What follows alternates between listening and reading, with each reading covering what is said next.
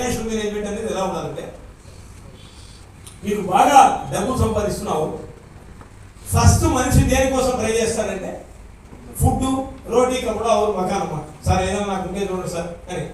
అప్పుడు డబ్బులు మొదలైనవి రావడం.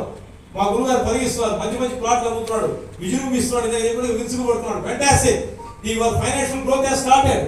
నెక్స్ట్ ఏంటి? కంఫర్ట్స్. ఎకనామిక్ యూటిలిటీ అని ఎక్స్చేంజ్ అని, ఎకనామిక్స్ యూటిలిటీ ఎక్స్చేంజ్ అని ఒక చాప్టర్ ఉంది. యూటిలిటీ ఎక్స్చేంజ్ అంటే అమ్మ నువ్వు అర్థం చేసుకొని, నీవు 10 రూపాయలు ఖర్చు పెడితే గురుగారు టీ వస్తుంది, ఎసానో? 20 రూపాయలు ఖర్చు పెడితే కూల్ డ్రింక్ వస్తుంది, ఎసానో? అదే 40 రూపీస్ ఖర్చు పెడితే నీ కోకోనట్ వాటర్ వస్తుంది, ఎసానో? అంటే the more you are spending, the more comfort you are enjoying, ఎసానో? Very important. అది కూడా దాటిపోయిన ఇంకా వస్తున్నాయి. నెక్స్ట్ ఏంటి? లగ్జరీస్. ఇక